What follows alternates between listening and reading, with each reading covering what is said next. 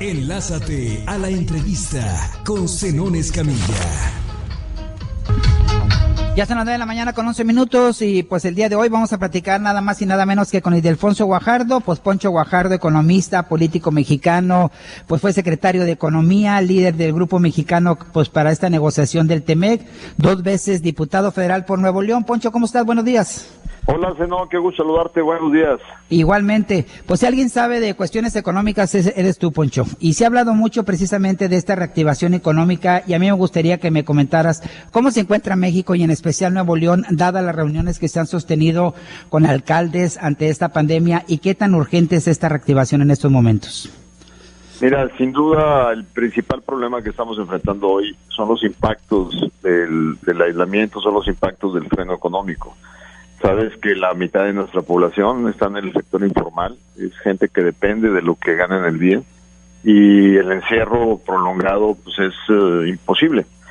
Y nada más para ver las cifras, inclusive en el sector formal, en el mes de marzo, del 16 de marzo al 30 de abril, se perdieron 750,000 empleos en el sector formal, sobre todo exportación de manufacturas. Y si analizas eso en relación a la crisis del 2008, en 15 meses perdimos esos 700,000 empleos, ahora nada más en 6 semanas los perdimos. Entonces el impacto va a ser tremendo. Hay gente que estima que la gente, el nivel de pobreza va a crecer en aproximadamente 10 millones de mexicanos. Eso es muy lamentable, es un retroceso de la última década de lo que hemos avanzado en el combate a la pobreza. Entonces sí estamos frente a un problema muy serio, en donde nos afecta a todos, nos afecta el clima social, nos afecta el clima de convivencia, y creo que debemos intervenir desde todas las esferas. Tú preguntabas sobre los alcaldes. Es bien importante que los alcaldes se enfoquen, como lo están haciendo, a hacer una reactivación responsable. En todas partes hay riesgos, pero no es igual que tú tengas una reapertura de una planta con todos los protocolos sanitarios necesarios para cuidar a los trabajadores, a que tengas que supervisar, por ejemplo, la apertura de un local informal vendiendo tacos, en donde una sola persona puede contaminar a 150 en el día. Entonces, hay que ver la realidad que la gente ya no aguanta sin llevar pan a su casa, y hay que entonces tratar de ayudar de cómo sí podemos salir a la calle con menos riesgos. Oye, me queda claro que la gente ya está desesperada, que quiere salir, se quiere reactivar, trabajar, hay presiones por parte de los sectores, pero también, Ildefonso, ¿cuál es el riesgo entre una reactivación económica sin respeto a estas medidas de salud? Mira, sin duda que lo ideal sería que el gobierno estatal y el gobierno federal pudieran aumentar el número de pruebas disponibles. Eso es lo que ha ayudado a países como Alemania, Corea del Sur, sin reabrir de una forma más segura. De hecho, supiste que en Corea reabrieron y a los pocos días se dieron cuenta que hubo foco de infección en la zona de bares, sí. E inmediatamente cerraron las actividades nocturnas. Pero porque detectaron a través de las vacunas un incidente. En Alemania dijeron vamos a abrir, pero en los distritos, si hay un aumento de 50 casos de COVID por 100,000 habitantes, esos distritos vuelven a cerrar. Y ya detectaron 3. El problema es que aquí no sabemos dónde está la expansión del virus, pero sí podemos tomar acciones para poder permitir regresar a algún tipo de actividad básica en donde proteja a la gente de los trabajadores. De otra manera, o sea, las estadísticas tienen que estar con más. A ver, parece ser que tenemos un problemita en la comunicación. No sé si te encuentras ahí, Ildefonso. Yo sí te escucho perfectamente. Ok.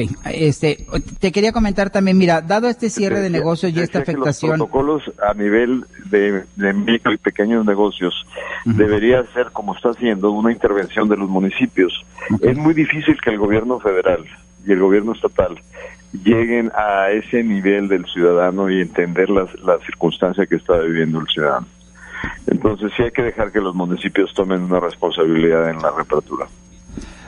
Oye, algo importante, dado el cierre de negocios y esta afectación, ¿qué es lo que se tiene que atender primero por parte de los municipios, hablando obviamente a nivel local? Me queda claro que algunas entidades, específicamente en Guadalupe, en donde pues has estado también ahí muy activo, dando asesorías ahí a la alcaldesa Cristina Díaz, y también en estas reuniones que has tenido tú, Ildefonso, con algunos alcaldes, pues algunos quieren abrir, o unos ya lo han hecho, como el caso de San Pedro. ¿Qué es lo que se tiene que atender primero por parte del municipio?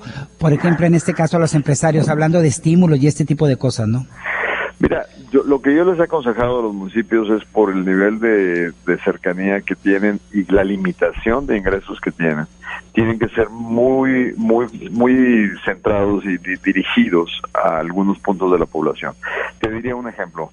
El gobierno federal amplió sus programas de apoyo a adultos mayores, a jóvenes con becas, a los famosos jóvenes que no estudian o no trabajan, pero la población económicamente activa, la que trabaja entre 25 años y 65, que va a ser desempleada, a esos no les está ayudando nadie.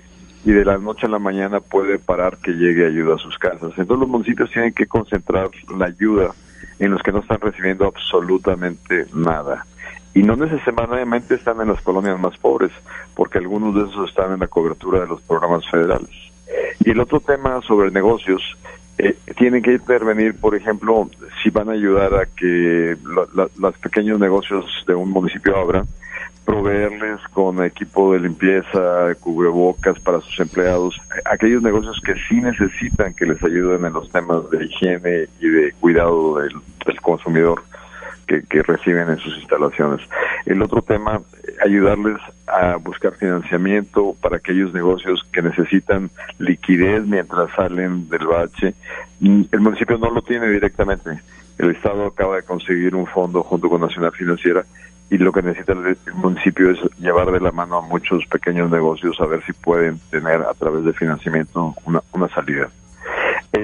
Y adicionalmente creo yo que ayudarles a tener mercados locales. Por ejemplo, teníamos sistemas informales de los mercados sobre ruedas. Bueno, utilicemos espacios públicos con distanciamiento social para que esos vendedores informales puedan tener un espacio de venta, porque de otra manera no tienen salida. Pero cuidemos entonces la parte sanitaria en la reactivación. Oye, se ha cuestionado mucho, por ejemplo, que cada quien está haciendo las cosas quizá por su lado, o se habla de que el gobierno federal por su lado, el estatal, los municipales, han establecido sectores como la construcción, el aeroespacial también. ¿Cuáles son los sectores que realmente se requiere reactivar, de acuerdo a la experiencia que tienes, para que la economía del país pues ya no vaya de pique? Mira, la reactivación, sin duda, está el enfoque que han tomado, que tiene razón, no necesariamente en una específica coordinación, pero el gobierno federal dio algunos lineamientos que hay que aterrizar, porque algunos hay que interpretarlos, pero hay que llenar esos espacios a nivel local. Y a nivel federal se privilegió las cadenas de valor global, en donde México es parte de cadenas que se producen en Estados Unidos y Canadá.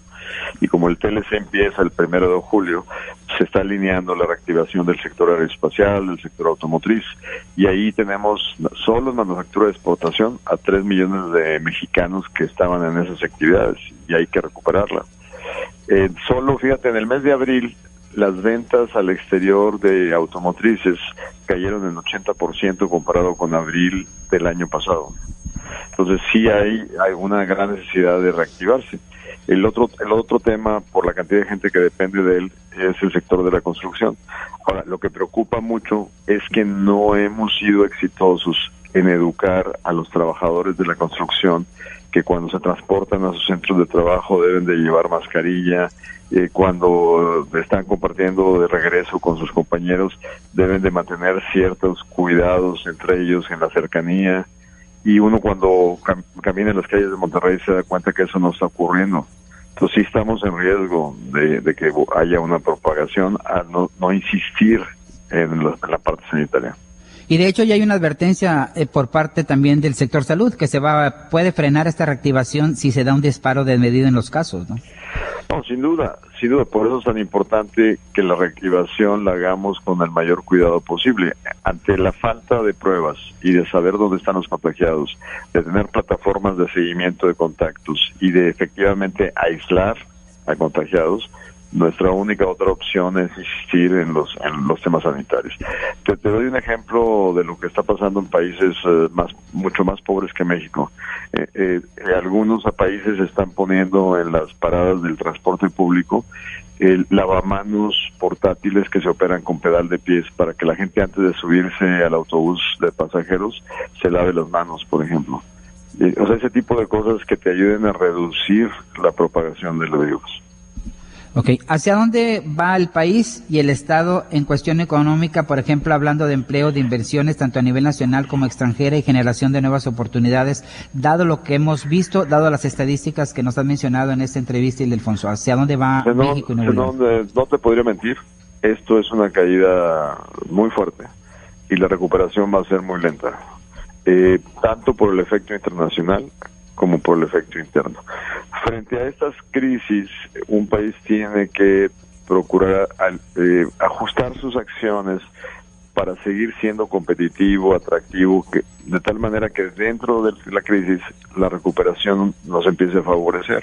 Esto quiere decir darle mayor certidumbre, respetar el Estado de Derecho, no cambiar las reglas del juego. Entonces tenemos que hacer un gran esfuerzo para seguir siendo un destino atractivo para la generación de empleos. Y si eso no lo logramos, pues se va a sumar a una crisis y va a ser más doloroso en la caída y más difícil la recuperación. Oye, ¿qué es lo que ha faltado, por ejemplo, desde tu punto de vista, Ildefonso? Me refiero quizá a una falta de coordinación entre lo que es las empresas, los sindicatos, el mismo gobierno, las autoridades de economía, del sector salud. ¿Qué pasa? ¿Qué está pasando?